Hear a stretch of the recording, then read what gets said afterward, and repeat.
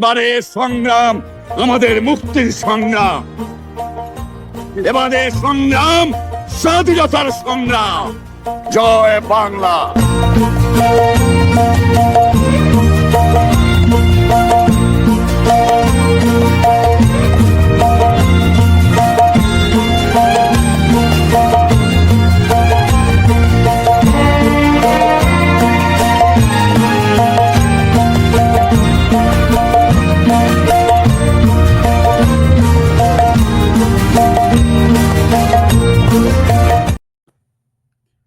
বন্ধুরা, আমাদের শেখ হাসিনার জন্য এই অনুষ্ঠানের আজকে একটা বিশেষ আয়োজন।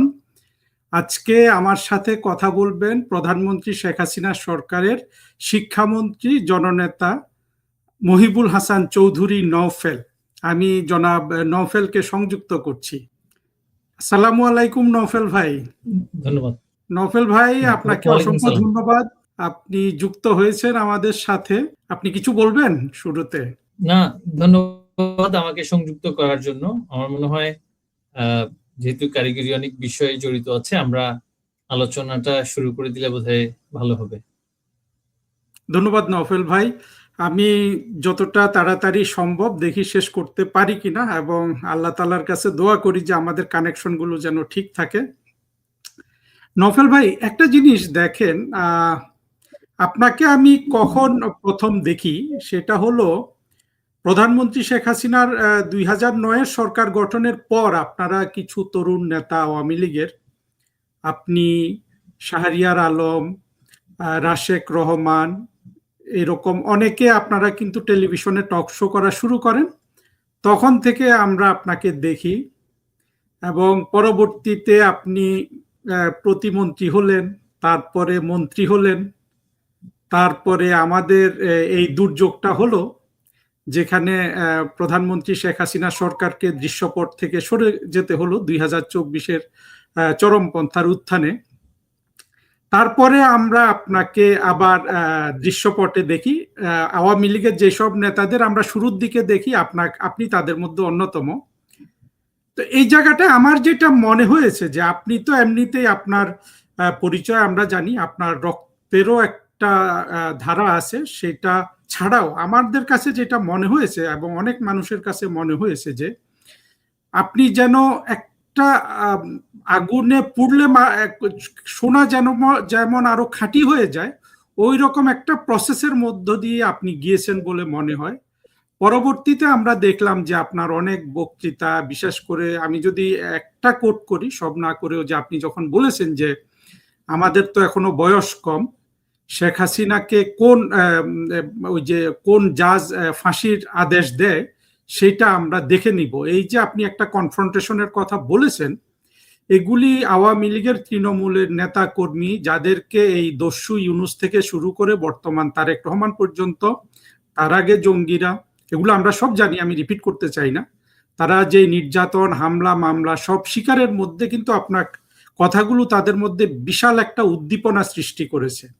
আমার প্রশ্ন হলো নওফেল ভাই, এই যে আপনি অল্প বয়সে, আমি জানি না শেখ হাসিনা প্রধানমন্ত্রী হিসাবে যত মানুষকে মন্ত্রী করেছেন, প্রতিমন্ত্রী অনেক করেছেন, কিন্তু পূর্ণমন্ত্রী বোধহয় আপনার মতো কম বয়সে আর কাউকে করেছেন কিনা আমি জানি না। তারপরে আমরা 24-এর পর আপনার যে পরিবর্তনটা দেখলাম, আপনার জীবনের এই যে রাজনৈতিক যে প্রসেসটা, এটাকে আপনি কিভাবে দেখেন?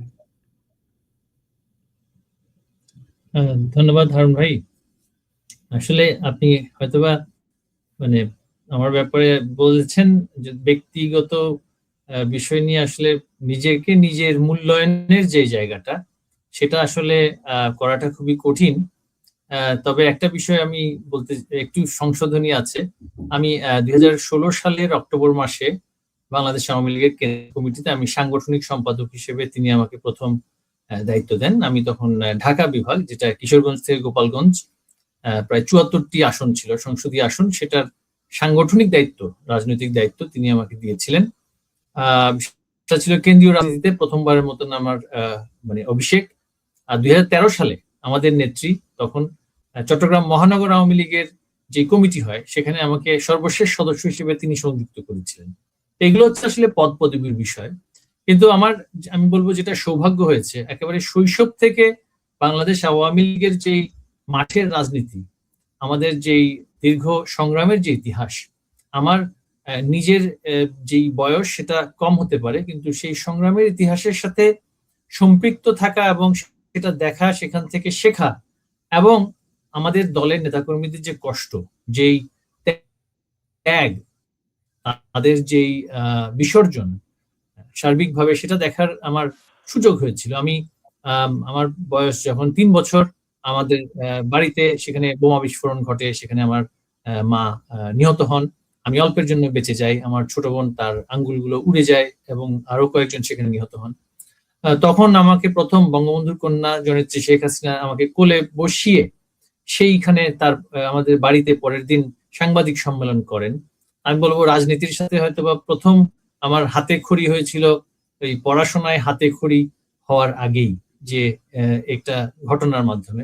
তার পরবর্তীতে আমার বাবার রাজনৈতিক জীবনে বহু কারাবরণ, এবং তিনি যে তার যে রাজনীতিটা ছিল, বি এম মহিউদ্দিন চৌধুরী আপনারা জানেন চট্টগ্রামের রাজনীতিবিদ হলেও সারা বাংলাদেশের আওয়ামী লীগের নেতৃবৃন্দ তাকে খুব ভালো করেই চেনেন, যে শ্রমিক শ্রেণীর রাজনীতি এবং মানুষের মেহনতি মানুষের যে রাজনীতি, সেই রাজনীতির সাথে সম্পৃক্ততার কারণে যখনই সামরিক শাসন, যখনই স্বৈর শাসন বাংলাদেশে এসেছে, তাকে কারাবরণ করতে হয়েছে, আত্মগোপনে যেতে হয়েছে, এবং এর ফলে শৈশবে আমাদের জীবনটা অত্যন্ত কঠিন ছিল। আমাদের মানে বিদ্যালয় জীবন খুব কঠিন ছিল, পড়াশোনা করাটা খুব কঠিন ছিল, এবং পরবর্তীতে আসলে আমাদের মানে বাড়িটা যেহেতু রাজনৈতিক একটা কার্যক্রমের জায়গা ছিল, সেখানে অনেকের সাথে আমার হাতে খড়ি হয়। এবং আমার মনে আছে আমার বয়স 5 কি 6, সেই সময়টাতে আমার বাবা আমাকে নিয়ে আওয়ামী লীগের তৎকালীন সময় যে কাউন্সিল, যখন বেগম সাজেদা চৌধুরী তখন মানে বাকশাল হওয়ার কারণে জনাব আব্দুর রাজ্জাক তিনি আলাদা হয়ে, হ্যাঁ, তো সেইখানে আমি বলতে গেলে শিশু কাউন্সিলর হিসেবে, তো আমাদের চকবাজার ওয়ার্ড আওয়ামী লীগের একজন নেতা আমাকে মনে করিয়ে দিচ্ছিলেন, তার কাঁধে চড়ে আমি সেখানে সেই কাউন্সিলেও আমি উপস্থিত ছিলাম। তো আওয়ামী লীগের চড়াই উতরাই সেটা দেখার সুযোগ আমার হয়েছে। আবার একইভাবে 96 সালে সরকারে আসার পরে শান্তি চুক্তি যখন হয়, তখন আমি আমার বাবার সাথে পার্বত্য এলাকায় গিয়েছি। আগরতলাতে যে শান্তি, আমি তখন অনেক ছোট থাকলেও আমার বাবা আমাকে সাথে নিয়ে যেত, কারণ আমার একটা ঝোঁকটা সেটা ছিল ছোটবেলা থেকেই। তো সরকার, রাজনীতি ইত্যাদি দেখার যেহেতু আমার সুযোগটা হয়েছে, তো সেই সুযোগের প্রেক্ষিতে পরবর্তীতে আমার যে শিক্ষা জীবন শুরুতেই আমি কিন্তু যখন দেশের বাইরে যাচ্ছিলাম, আমি 16 বছর বয়সেই যাচ্ছিলাম, তখন আমাদের নেত্রী, তখন তিনি প্রধানমন্ত্রী ছিলেন, তিনি যাওয়ার সময় আমাকে বলেছিলেন, আমি তাকে সালাম করতে যাই, তিনি আমাকে বলেছিলেন যে তুমি ফেরত কি আসবে, এত কম বয়সে যাচ্ছ? আমি বললাম যে আমি আপনাকে কথা দিচ্ছি আমি ফেরত আসবো, আমি ফেরত এসে আপনার সাথে কাজ করব, এবং আপনি আমাকে যেটা করতে বলেন, সেটা পেশা হোক, সেটা রাজনীতি হোক, সেখানে আমি করবো। এবং সেই কথার সূত্র ধরেই 1-11 কালীন সময়ে লন্ডনে তখন যে কার্যক্রমগুলো ছিল, আবার অন্যান্য দেশেও যে কার্যক্রম হয়েছে, সেগুলো কিছুটা সম্পৃক্ত থাকা বা দেখা বা করার সুযোগ হয়েছিল। এবং পরবর্তীতে মানে দেশে যখন আমাদের 9 সালে সরকার আসে, সেই সময়টাতেও কিন্তু আমি ওই যে পড়াশোনা শেষ করে আমি ওনার কাছে গিয়ে কিন্তু তার নির্দেশনা নিয়েই আবার কিছুটা পেশা জীবন শুরু করি, এবং রাজনীতিতে তিনি আমাকে মানে নানান ভাবে সুযোগ করে দিয়েছেন। তো একটা বিষয় আমার, যেটা আমি বলবো আমার জীবনের সবচেয়ে বড় সৌভাগ্য, যে আমার অবশ্যই পিতৃ পরিচয় আছে বা শৈশবের একটা অভিজ্ঞতা আমি দেখেছি, কিন্তু বঙ্গবন্ধুর কন্যার সাথে এত ঘনিষ্ঠভাবে কাজ করার, সরকার পরিচালনার যে বিষয়গুলো, দলের সাংগঠনিক নানান বিষয়গুলো, সেগুলো আগে দূর থেকে শুনেছি, কিন্তু তার সাথে কাজ করার যে সৌভাগ্য, আমি বলবো আমার মানে এই কম বয়সের মধ্যে সবচেয়ে বড় আমি বলবো অর্জন, সবচেয়ে বড় শিক্ষা, এবং একজন রাষ্ট্রনায়ক আমি তার মধ্যে, রাষ্ট্রনায়কোচিত ভূমিকা তার মধ্যে দেখেছি প্রত্যেকটা পদক্ষেপে। এই যে শিশুদের জন্য তার যেই চিন্তা ভাবনা,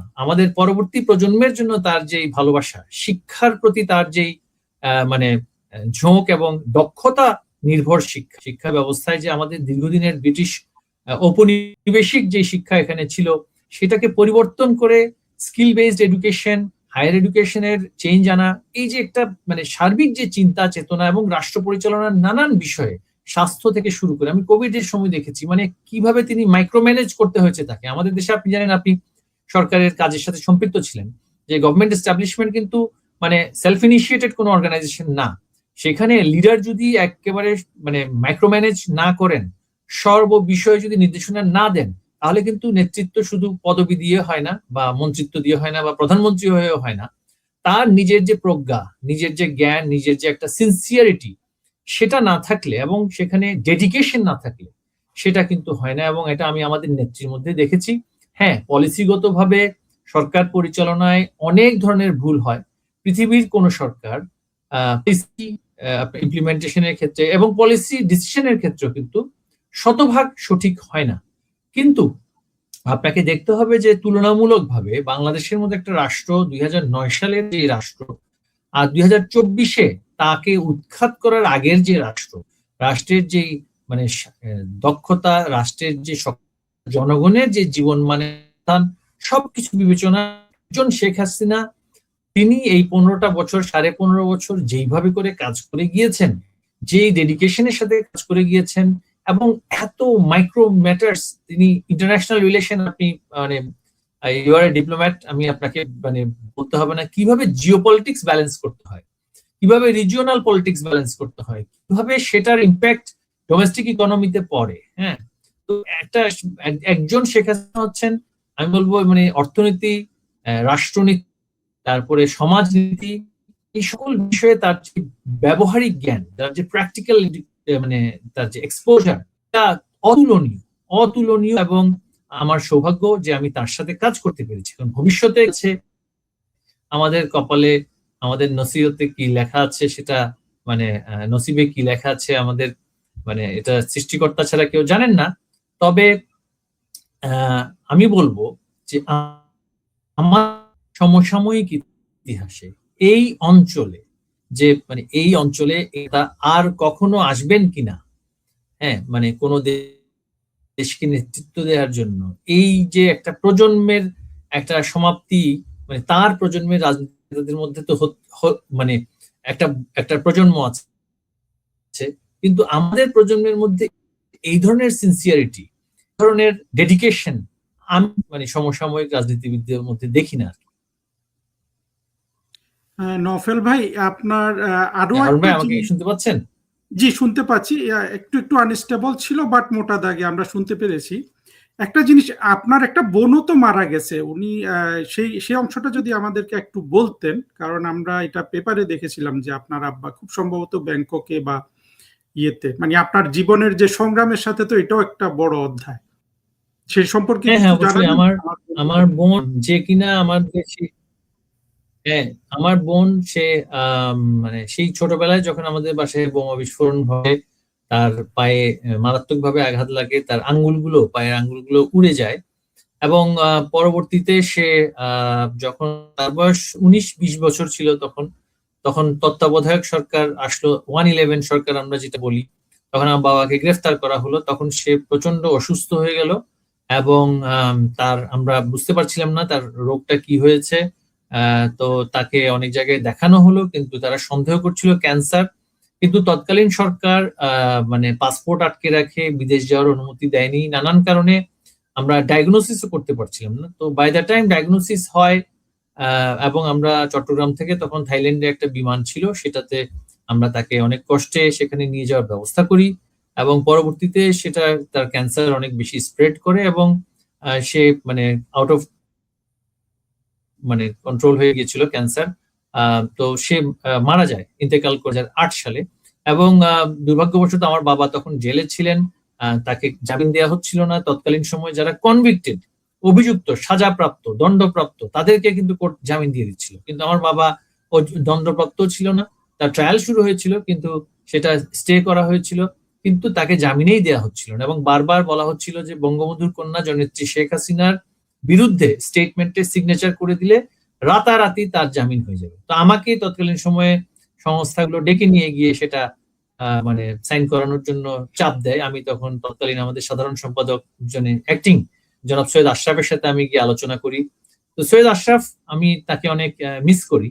তার যে একটা ডেপথ অফ পলিটিক্স তার যে ছিল, তিনি আমাকে বলছিলেন যে দেখো যে আমি কি অ্যাডভাইস দিব, যে এবিএম মহিউদ্দিন চৌধুরী শেখ হাসিনার কোন জিনিসটা ভালো হয় সেটা তার চাইতে উনি আমার চাইতে ভালো জানেন।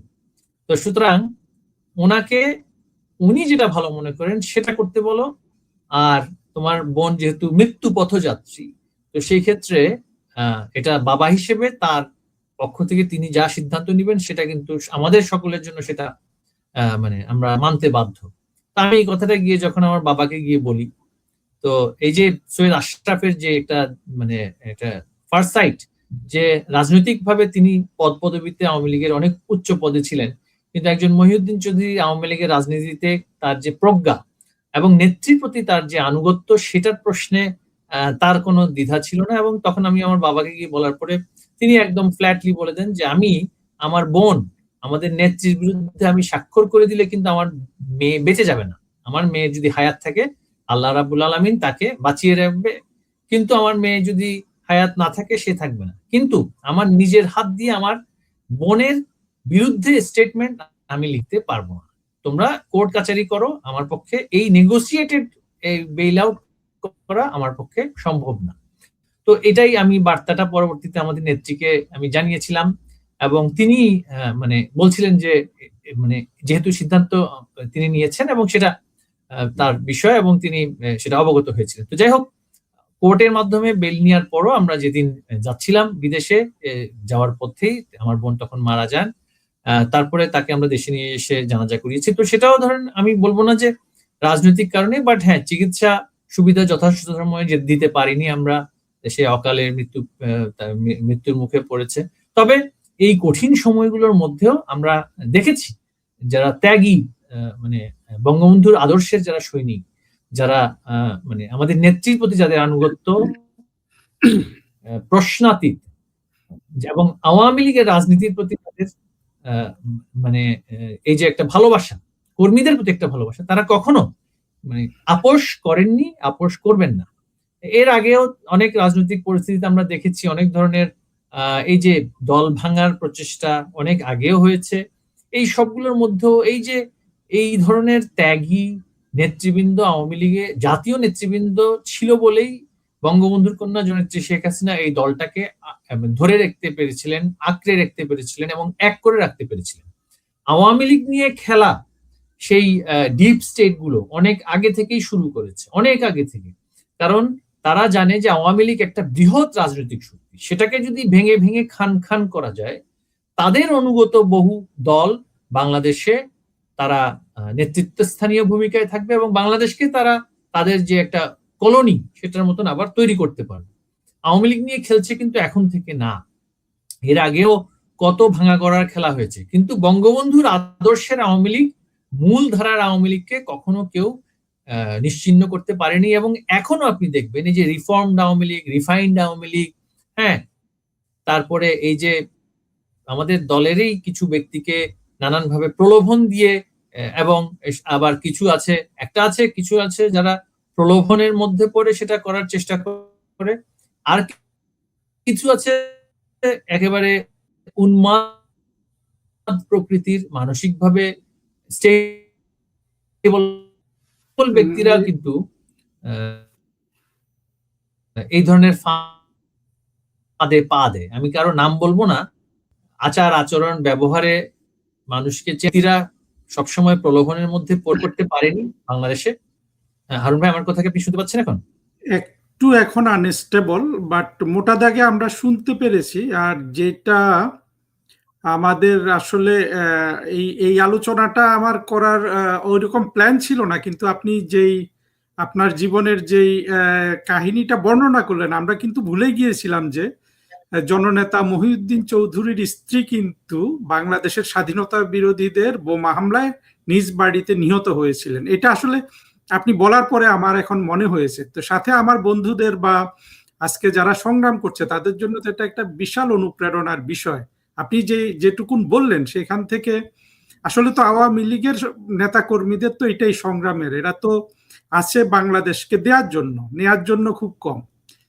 এটা আসলে আমি নিজেই এখন একেবারেই বেদনাহত আপনার এই কাহিনী শুনে। এই বিষয়টা আমি নিশ্চিত যারা আজকের এটা শুনেছেন, আমরা শেষের দিকে একটু আপনার কথাগুলো আসছিল না আমাদের, আমরা তো আসলে এখন এক একজন সবাই রিফিউজি হয়ে আছি, তো আমাদের এইসব কানেকশন ইত্যাদি খুব একটা ভালো না কারো।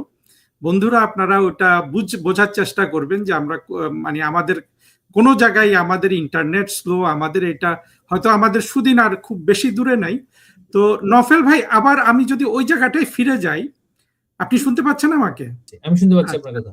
আপনি যদি আমাদেরকে আরেকটু ওই যে প্রশ্নটা শুরু করেছিলাম, এই যে আপনার এই যে সংগ্রামের এত কিছুর পরে তারপরে দেখা গেল যে এই যে আপনি 2024-এর জঙ্গি উত্থানের পরে আপনি যে আবার অনেকটা খাঁটি সোনা হয়ে, আপনি একা নয়, প্রচুর আমাদের আওয়ামী লীগের সব নেতাদেরই দেখছি, আমি সবার সাথে কথা বলার চেষ্টা করব, আজকে যেহেতু আপনার সাথে কথা বলছি আপনার কথাই বলি। এই যে মনে হলো যে আগুনে পোড়া সোনা হিসাবে একজন মহিবুল হাসান চৌধুরীর আবির্ভাব হলো 24-এর জঙ্গি উত্থানের পর, সে ব্যাপারে কি আপনি দু এক লাইন বলবেন? আসলে 24-এর এই দাঙ্গা বিক্ষুব্ধ সময়টাতে আমার সেখানেও সুযোগ হয়েছিল যে কিভাবে রাষ্ট্রের প্রশাসন যন্ত্র, কিভাবে যারা রাষ্ট্রের সার্বভৌমত্ব রক্ষার দায়িত্বে থাকার কথা, বিদেশি শক্তি, অপরাজনৈতিক শক্তি, আমি অনেকে অনেকভাবেই সেই উপাধিগুলো দেয়, যে ডলার খেকো শক্তি, এই যে ষড়যন্ত্রের একটা জাল বিস্তার হচ্ছিল, সেটার ব্যাপ্তিটা জুলাই মাস থেকে শুরু হয়। এবং সেটা উপলব্ধি করতে পেরে কিন্তু আমি তৎকালীন সময়ে আমাদের প্রধানমন্ত্রী বঙ্গবন্ধুর কন্যা, তাকে আমার পক্ষ থেকে যথাসাধ্য বলেছিলাম। কিন্তু দুর্ভাগ্য যে আমাদের যে প্রশাসন বা সংস্থা যেগুলো ছিল, তাদের ব্যর্থতা বলবো নাকি একেবারে সক্রিয় ভূমিকার কারণে, আমি ব্যর্থতা বলতে চাই না, কারণ যেহেতু আমি অনেক কিছু দেখেছি, সেগুলো আসলে প্রকাশ্যে আলোচনা সঠিক হবে না। যেহেতু আমি মন্ত্রী হিসেবে গোপনীয়তার শপথ নিয়েছি, সেই শপথের প্রতি আমার অবশ্যই শ্রদ্ধা এবং সম্মান থাকতে হবে। তবে আমি বলবো মোটা দাগে যে কেউ যদি এখন বলে রাষ্ট্রীয় কিছু সংস্থা, দায়িত্বপ্রাপ্ত ব্যক্তি, তাদের ইনভলভমেন্ট ছিল না আমাদের যে এই যে আমাদের যে পতন হয়েছে, আমাদেরকে যে উৎখাত করা হয়েছে, এবং বঙ্গবন্ধুর কন্যাকে হত্যা করার পরিকল্পনা যে ছিল না, এটা কেউ বলতে পারবে না। এবং অ্যাক্টিভ এন্ড প্যাসিভ পার্টিসিপেশন দুটোই কিন্তু ছিল। অ্যাক্টিভ পার্টিসিপেশন ছিল, সেটা আমি নিজে দেখেছি, বডি ল্যাঙ্গুয়েজের মধ্যে দেখেছি, প্রশাসনের কর্মকর্তা। জঙ্গি মাসুদ, জামাতের যে এমপি, সে কিন্তু সুস্পষ্ট ভাবে বলেছিল যে আমাদের টার্গেটই ছিল শেখ হাসিনা, তারা তো কোনো কিছু গোপন করছে না। তো সেখান থেকে আসলে এটা একটি তাদের উদ্দেশ্যই ছিল কিন্তু শেখ হাসিনাকে হত্যা করা, সেই দিন শেখ রেহানাকে হত্যা করা, যাকে পাবে বঙ্গবন্ধুর উত্তরাধিকার সবাইকে হত্যা করে আপনার এমন একটা পরিস্থিতি সৃষ্টি করা যে আওয়ামী লীগকে আগামী 5000 বছরের জন্য ভয় ধরিয়ে দেয়া, তারপরে আপনার 1971 সালে তাদের যে পরাজয়, সেটার প্রতিশোধ নেয়া। এবং আরেকটা জিনিস আপনি লক্ষ্য করবেন, ওরা গণহারে সবার একটাই কথা, যে আওয়ামী লীগ এখনো কেন ক্ষমা চায় না, একটু অনুশোচনা করে না। এটা যেন ওদের, আমরা যে বলছিলাম জামাতকে যে তোমরা ক্ষমা চাও, সেটার যেন ওই প্রতিশোধটা নিতে চাচ্ছে, যে আওয়ামী লীগও একটু ক্ষমা চাক, এবং আমরা চাইনি কিন্তু আওয়ামী লীগ ক্ষমা চাক। এইরকম একটা আধিপত্য চিন্তার জগতে বাংলাদেশের স্বাধীনতা বিরোধীদের, আমার কাছে সেই রকমই কিন্তু মনে হয়েছে। সরি নফেল ভাই, আপনি আপনার কথা বলেন। না না, অ্যাবসলিউটলি। আপনি এই যে বঙ্গবন্ধু কন্যাকে যে হত্যা করতে চেয়েছিল, সেই দিন 5 তারিখ ঘটনাচক্রে আমি সকালে গণভবন কম্পাউন্ডে আমরা ছিলাম। আমি রাতের বেলা অ্যাকচুয়ালি 4 তারিখ গণভবন মূল ভবনে না, সেখানে যে পেরিফেরিতে একজনের বাড়িতে আমি সেখানে ছিলাম, কারণ আমি ভাবছিলাম যে আজকে রাতে আমার এখানে থাকার প্রয়োজন আছে। তিনি আমার মাতৃসম প্রধানমন্ত্রী, তো আমরা সেখানে রয়ে গিয়েছিলাম। তো সকালবেলা যখন 5 তারিখ সকালবেলা আমি আসলে আমার নিজের ঘরে যাই, যে আবার ফ্রেশ হয়ে বাড়িতে আসার জন্য, ততক্ষণেই যে এত ভয়াবহ ঘটনা ঘটে গিয়েছে, এটা তো আসলে দিনের আলোর মতো পরিষ্কার যে পরিকল্পিতভাবে সেখানে সরকার উৎখাতের কাজটা হয়েছে।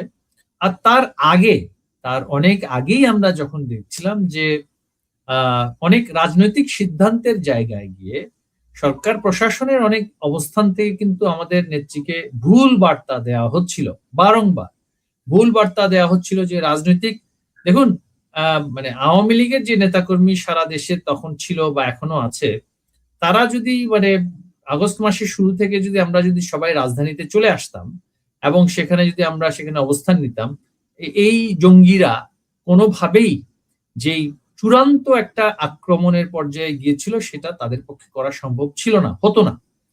কিন্তু সেটা তারা করতে পেরেছে, কারণ নানান জায়গা থেকে আমাদের নেত্রীকে বিভ্রান্ত করে বলা হচ্ছিল না, সিচুয়েশন ইজ আন্ডার কন্ট্রোল, আরেকদিন সময় দিন, আরেকদিন সময় দিন।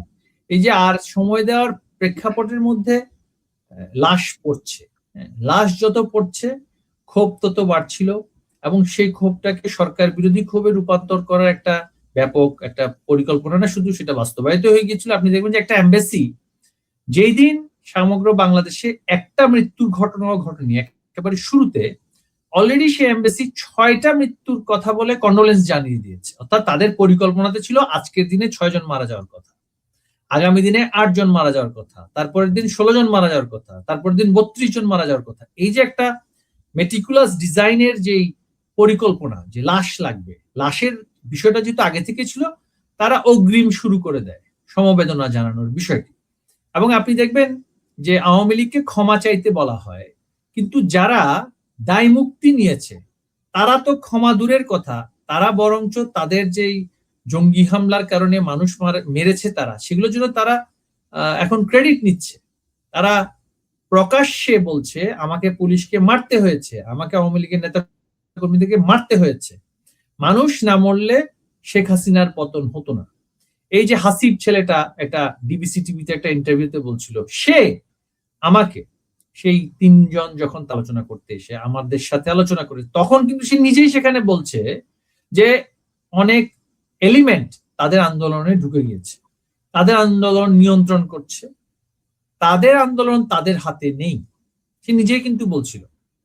এখন যেহেতু তারা বিজয়ী হয়েছে, আমরা উৎখাত হয়েছি, তাই এখন সে সেগুলোর ক্রেডিট নিচ্ছিল। কিন্তু সেই সময়টাতে কিন্তু সে শঙ্কিত হয়ে পরিষ্কার ভাবে যখন এগুলো বলছিল, তার পাশে থাকা সার্জিস আর হাসনাত বিচলিত ভাবে এই যে বিষয়গুলো যে প্রকাশ্য হয়ে যাচ্ছে, তারা যে স্পোক্স পার্সন, পিছন থেকে যে আরেকটা শক্তি কলকাঠি নাড়ছে, জঙ্গিরা যে ঢুকে গিয়েছে, এই সার্জিস পরিষ্কার করে বলছিল যে এমন এমন লোককে আমাদের মিছিলে দেখলাম, তাদের সাথে তাদেরকে আমরাই চিনি না, তারা ইতিমধ্যেই মানে এমন মারণাস্ত্র, দেশীয় অস্ত্র নিয়ে ঢাকা ক্যাম্পাসে ঢুকে গেল ইউনিভার্সিটির, যে সেগুলো আসলে আমরাই তো পরিকল্পনা, আমাদেরকে তারা এক ধরনের যেটা বলা হয় যে মানে এক্সকিউজ দিচ্ছিল, এক্সকিউজ।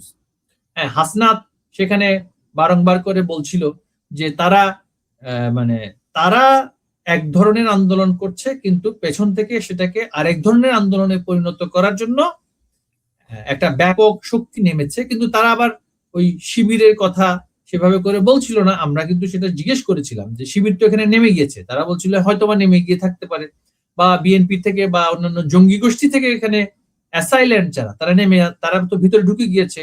তারা কোনোভাবেই কোনো বিষয়ে একমত হবে না, এবং তাদেরকে ইনস্ট্রাকশন দেওয়াই ছিল যে তারা শুধু কথাই বলবে, তারা কোনো সিদ্ধান্ত দেবে না, তারা জিইয়ে রাখবে, তারা সেনাবাহিনী নামা পর্যন্ত অপেক্ষা করবে, নামার পরে কারফিউ হবে, সেখানে তারপরেও সেখানে প্রাণহানি ঘটবে, প্রাণহানি ঘটে একটা মানে রেজিম চেঞ্জের দিকে যাবে, সেটা কিন্তু তারা আগে থেকে প্রশিক্ষিত ছিল।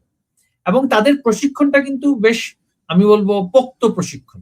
কারণ যেখানে বিলিয়ন ডলারের ভূমিকা থাকে, যেখানে বড় বড় দেশগুলো রেজিম চেঞ্জ করার একটা পরিকল্পনা থাকে, সেখানে তো আসলে মানে তাদের বয়সী কিছু সন্তান ছেলেরা সেটা তো মানে ওভার কনফিডেন্সটা দেখাবেই, এবং দে ওয়ার ভেরি কনফিডেন্ট, আবার শঙ্কিত যদি পরিকল্পনা ফেল হয়ে যায় তখন তাদের কি হবে।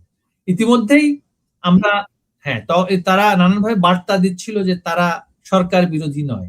এমনকি সার্জিস তার যে ভিডিওতে বঙ্গবন্ধুকে নিয়ে ভাষণ দিচ্ছে, সেটা আমাদের নেত্রীকে একটা মাধ্যম দিয়ে পাঠিয়ে দেয় যে আসলে ছাত্রলীগ।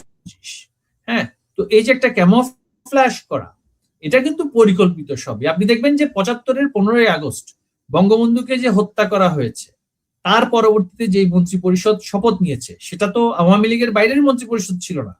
ঘরের শত্রুই বিভীষণ যে কথাটা বলা হয়, খন্দকার মোশতাক সেখানে ব্যবহৃত হয়েছে বলবেন নাকি? এই যে অনেক খন্দকার মোশতাক, সেদিন খন্দকার মোশতাক, তারপরে মেজর এই যে ডালিম, কর্নেল হুদা, এরা ছিল।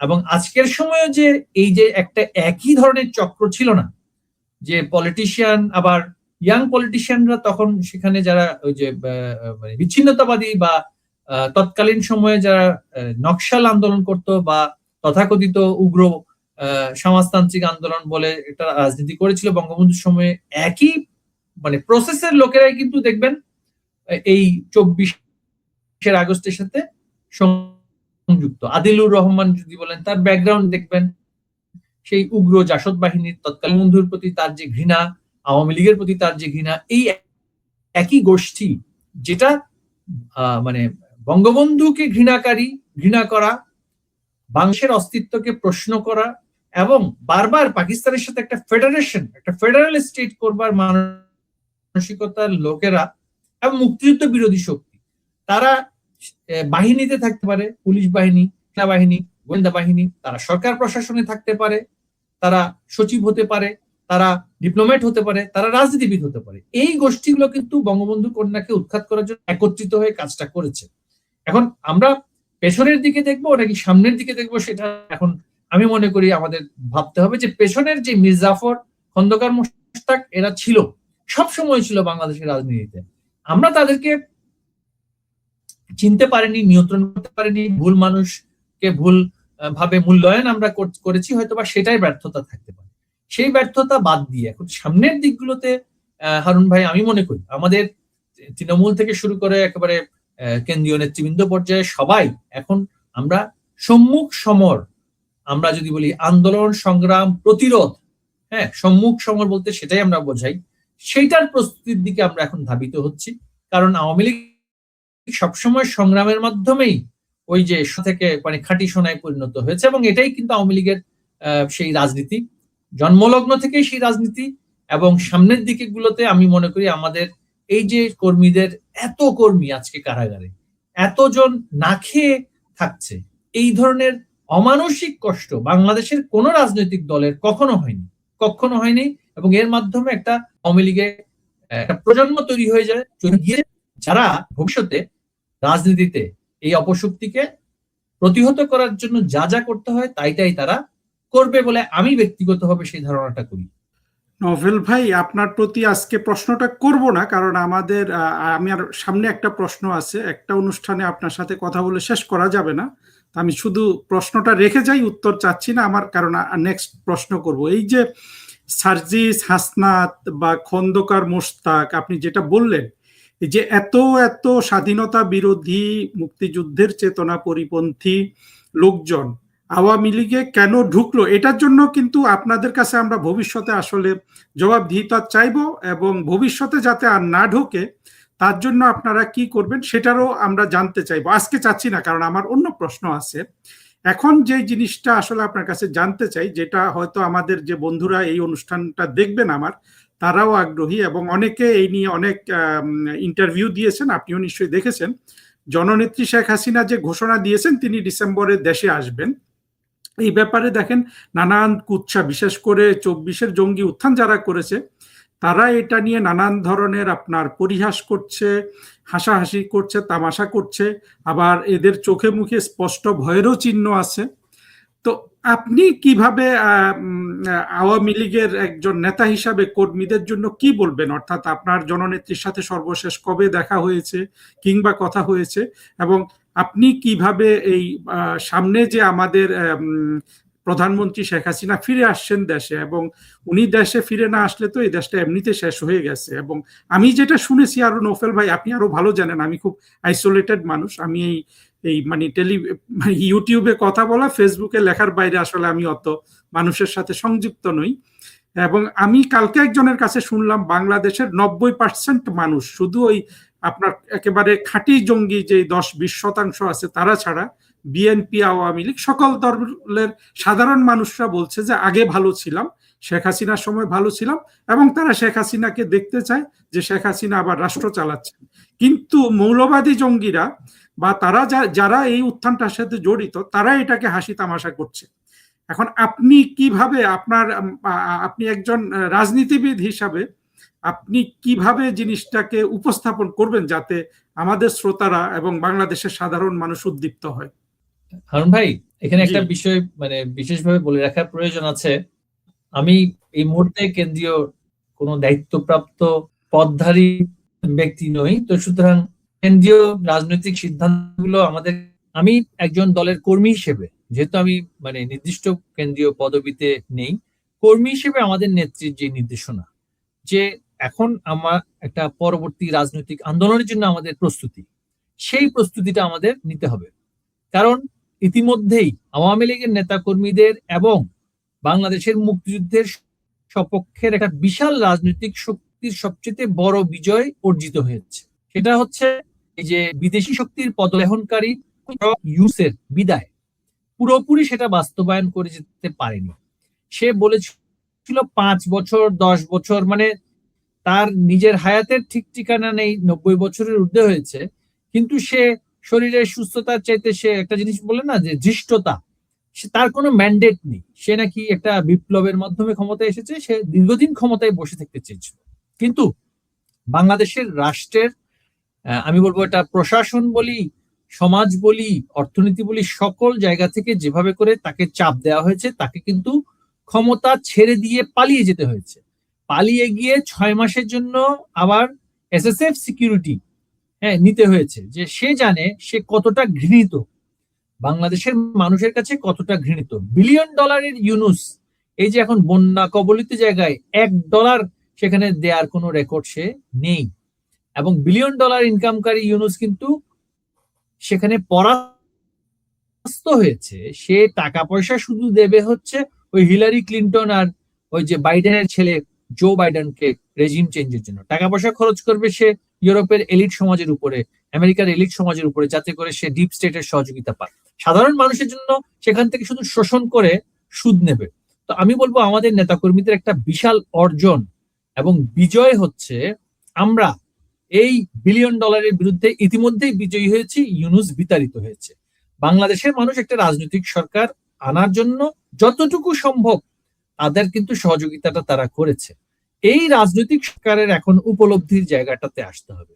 এই রাজনৈতিক সরকার কি ওই অরাজনৈতিক সরকারের উগ্রবাদী আচরণের পথে থাকবে, নাকি বৃহত্তর রাজনৈতিক একটা সমঝোতার জন্য, মানুষকে এক করার জন্য সেই রিয়েলাইজেশনটা তাদের থাকবে কিনা আমি এখনো এটা ভবিষ্যৎবাণী করতে পারছি না। কিন্তু সেটা করানোর জন্য আমাদেরকে কিন্তু আন্দোলনের পথে যেতে হবে। বাংলাদেশ আওয়ামী লীগ কিন্তু যখন সরকার উৎখাতের আন্দোলন করবে বা সরকার পতনের আন্দোলন করবে, সরকার বিরোধী আন্দোলন করবে, সেই আন্দোলনকে সামাল দেওয়ার সক্ষমতা এই সরকারের নেই। এমনকি জামায়াতে ইসলামীর সাথে তারা ঐক্যবদ্ধ হয়েও কিন্তু তারা সেটা প্রতিহত করতে পারবে না। কিন্তু আমি বারবার বলেছি, আগেও বলেছি, আওয়ামী লীগ এই দেশটাকে আজকে এই পর্যায়ে নিয়ে এসেছে। আমাদের নেত্রী চাইবেন না, চান না একটা গৃহযুদ্ধপূর্ণ পরিস্থিতি বাংলাদেশে হোক। তিনি চাইছেন যে তার প্রত্যাবর্তনটিকে বিচার ব্যবস্থাকে সুসংহত করা, জবাবদিহিতাতে আনা, এবং এই যে জুলাই মাসে এতগুলো হত্যাকাণ্ড হলো, তার পরবর্তী হত্যাকাণ্ড হলো, সেগুলোতে স্বচ্ছতা আনা এবং রাষ্ট্র হিসেবে বাংলাদেশকে শক্তিশালী করা, রাজনীতিতে একটা ঐক্য প্রতিষ্ঠার প্রতীক হিসেবে তিনি সেটাকে দেখছেন।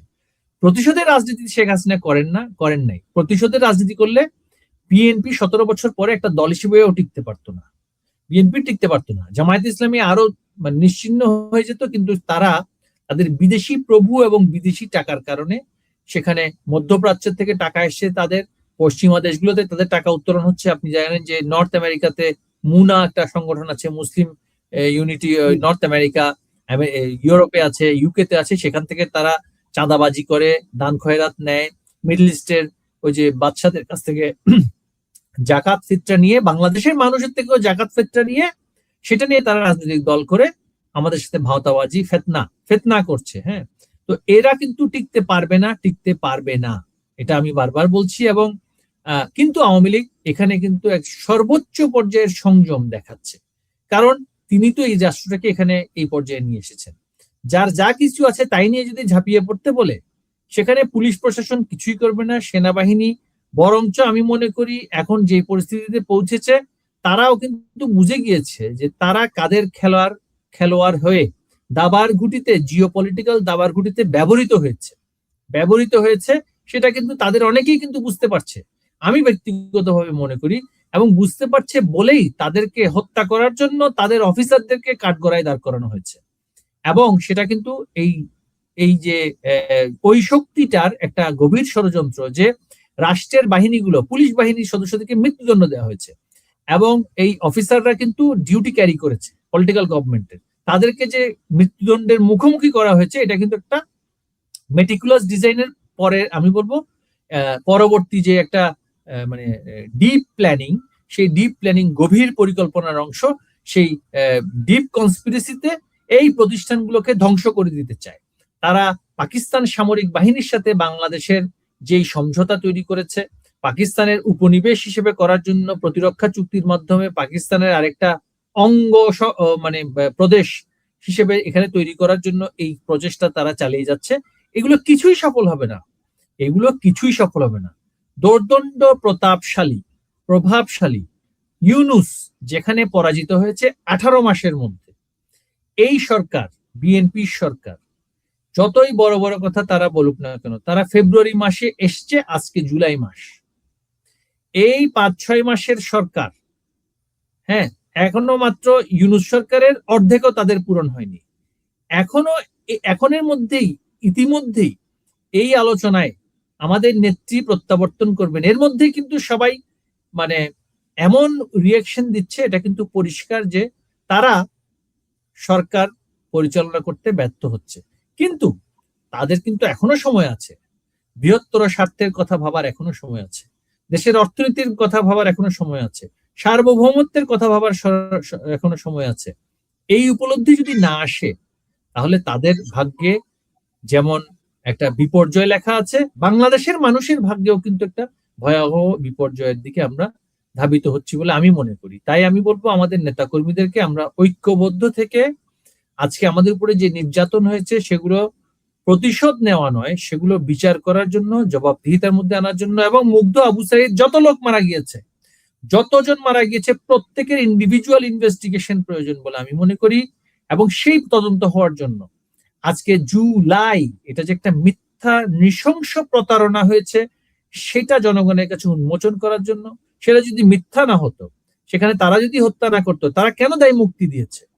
যদি আপনি মনে করেন যে হ্যাঁ আওয়ামী লীগ খুন করেছে, আওয়ামী লীগ সরকার চালিয়ে বাহিনী দিয়ে মানুষকে হত্যা করেছে, তাহলে আপনি নিজেকে কেন দায় মুক্তি দিবেন? আপনি তো নিজেকে দায় মুক্তি দেওয়ার কোনো প্রয়োজনই নাই, তাই না? 1971 সালে আমরা বিজয়ী শক্তি হিসেবে মুক্তিযোদ্ধাদেরকে কোনো ইন্ডেমনিটি বা ইমিউনিটি দেওয়ার কি নতুন স্বাধীন বাংলাদেশ সরকারের প্রয়োজন হয়েছিল? হয়নি। কারণ আমরা জানি পরাজিত শক্তি, সেখানে কিন্তু তারাই দায়ী, তারাই দোষী, তাদের বিচারের জন্য আমরা কাজ শুরু করেছিলাম কোলাবোরেটরস অ্যাক্টের মাধ্যমে। কিন্তু এরা বিজয়ী হয়েও ইন্ডেমনিটি দিয়েছে। কেন দিয়েছে?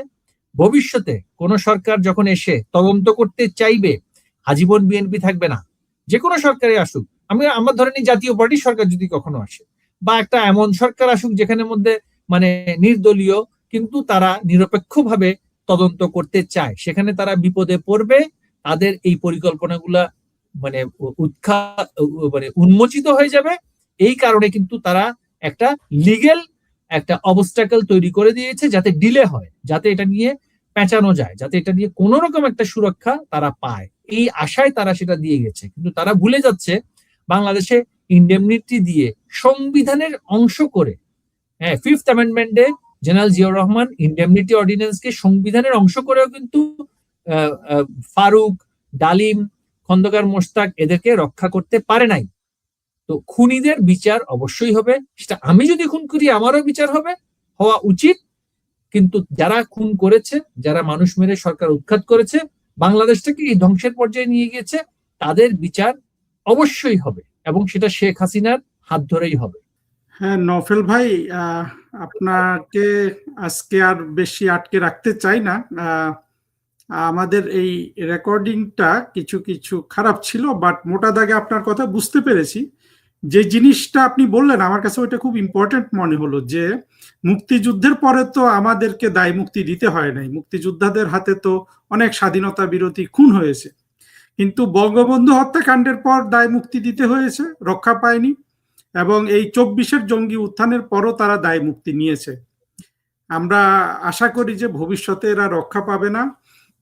আর একটা জিনিস যেটা আপনার কথা থেকে আমি বুঝলাম যে আওয়ামী লীগ সম্পূর্ণরূপে প্রস্তুত এই সামনের যেই সময়টা আসছে এটা মোকাবেলা করার জন্য। আপনার কণ্ঠে আমরা যে দৃঢ়তা শুনলাম যে বাংলাদেশ আওয়ামী লীগের পক্ষ এবং বাংলাদেশের পক্ষ থেকে জননেত্রী শেখ হাসিনাই চান 24-এ যা যা খুন খারাপি হয়েছে প্রত্যেকটার একেবারে পরিষ্কার তদন্ত, ন্যায়সঙ্গত তদন্ত। আমি নিজেও কিন্তু আমার ভিডিওগুলোতে এটাই বলি। আজকে আমি আবু সাইদের মৃত্যু নিয়ে একটা ভিডিও করেছি, সেখানেও আমি এটাই বলেছি যে আমার ভিডিওটা বের হবে যে আমরা শুধু, আমার তো মনে হয় যে শুধু আবু সাইদের মৃত্যুটাকে যদি আমরা সঠিকভাবে তদন্ত করি তাহলে 24-এর পুরো জিনিসটার গোমর কিন্তু বের হয়ে যাবে।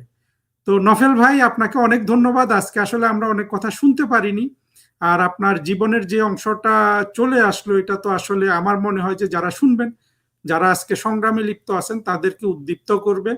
এবং আপনাকে আমার এই প্রোগ্রামে অংশগ্রহণ করার জন্য ধন্যবাদ। আমরা প্রোগ্রামটার নামই দিয়েছি শেখ হাসিনার জন্য। শেখ হাসিনার জন্য কেন নফেল ভাই? আমার মনে হয়েছে যে শেখ হাসিনা বাংলাদেশের জন্য যা কিছু করেছেন এবং যেইভাবে তাকে অপমান করা হয়েছে বাংলাদেশে, যেইভাবে স্বাধীনতা বিরোধীরা 24-এ একটা আপার হ্যান্ড নিল, এর পরিপ্রেক্ষিতে দাঁড়িয়ে শুধু আওয়ামী লীগ নয়, বাংলাদেশের সকল নাগরিকের, অন্তত যারা মুক্তিযুদ্ধের বাংলাদেশের কথা চিন্তা করে, তাদের কিছু না কিছু শেখ হাসিনার জন্য করা দরকার, যার অর্থ হলো যে অন্তত শেখ হাসিনার পাশে দাঁড়ানো। সেই জন্য আমাদের এই অনুষ্ঠানের নাম হলো শেখ হাসিনার জন্য। এখানে কোনো লুকোচুরি নেই। আমরা মুক্তিযুদ্ধের পক্ষের বাংলাদেশ দেখতে চাই। সেটা যদি আওয়ামী লীগ ছাড়া অন্য কোনো দলও আমাদেরকে দেখায়, আমরা তাদের পক্ষেও কথা বলবো। তবে আশা করি যারা আজকে নফেল ভাইয়ের মতো আছেন, যারা বিভিন্ন পর্যায়ের আওয়ামী লীগের নেতা বা যারা মুক্তিযুদ্ধের বাংলাদেশকে ভালোবাসেন, আমি সবাইকে আহ্বান জানাবো আমার এই অনুষ্ঠানে এসে কথা বলবেন। আমরা আসলে বাংলাদেশের মানুষকে সচেতন করতে চাই। আমরা আরেকটা 2024 বা 1975 দেখতে চাই না। আমরা অনেক কিছু দেখতে চাই, কিন্তু বাংলাদেশের এই বিপর্যয় যেটা আওয়ামী লীগের হয়, এটা কিন্তু পুরো বাংলাদেশের বিপর্যয়। নফেল ভাই, আপনাকে অনেক ধন্যবাদ। আমরা উপকৃত হলাম। আশা করি আরেকবার জয়েন করবেন, আপনি বারবার জয়েন করবেন। আপনাদের কথা শুনে আসলে বাংলাদেশের মানুষ যাতে উদ্দীপ্ত হয়, আমি তার একটা মধ্যস্থতা করতে চাই। আমার এই আকাঙ্ক্ষাতে আপনাদের সবার সহযোগিতা চাই। ধন্যবাদ নফেল ভাই। ধন্যবাদ আপনাকে। আমার কিছু চাওয়া নেই, আমি বাংলার মানুষের সেবা করতে এসেছি। মা বাবা ভাই সব হারিয়ে, সব হারাবার বেদনাকে সম্বল করে আমি বাংলার কৃষক শ্রমিক মেহনতি মানুষের মুক্তির জন্য সংগ্রাম করতে এসেছি। আমার সংগ্রাম সেই দিন সফল হবে বাংলার দুঃখী মানুষের মুখে যেদিন হাসি ফুটবে, বাংলার ঘরে ঘরে কোনো হাহাকার থাকবে না, বাংলার আকাশ বাতাস ক্ষুধার্ত নরনারীর হাহাকারে ভারী হবে না, বাংলার মানুষ ক্ষুধার অন্ন পাবে, বস্ত্র পাবে, বাসস্থান পাবে, চিকিৎসা পাবে, শিক্ষা পাবে, উন্নত জীবনের অধিকারী হবে। সেই দিন আমার সংগ্রাম সার্থক হবে, সেই দিন জাতির পিতার আত্মা শান্তি পাবে। এখনো ষড়যন্ত্র আছে, এখনো হুমকি দেওয়া হয় আরেকটি 15ই আগস্ট ঘটানো হবে। এখনো হুমকি দেওয়া হয় যে আমার পিতার লাশ পাওয়া গিয়েছিল, আমার লাশ নাকি খুঁজে পাওয়া যাবে না। যারা আমাকে হুমকি দেয় তাদেরকে আমি একটি কথাই বলবো, 17ই মে বাংলার মাটিতে পা দিয়েছিলাম, জীবনের পরোয়া আমি করি নাই, কোনো কিছু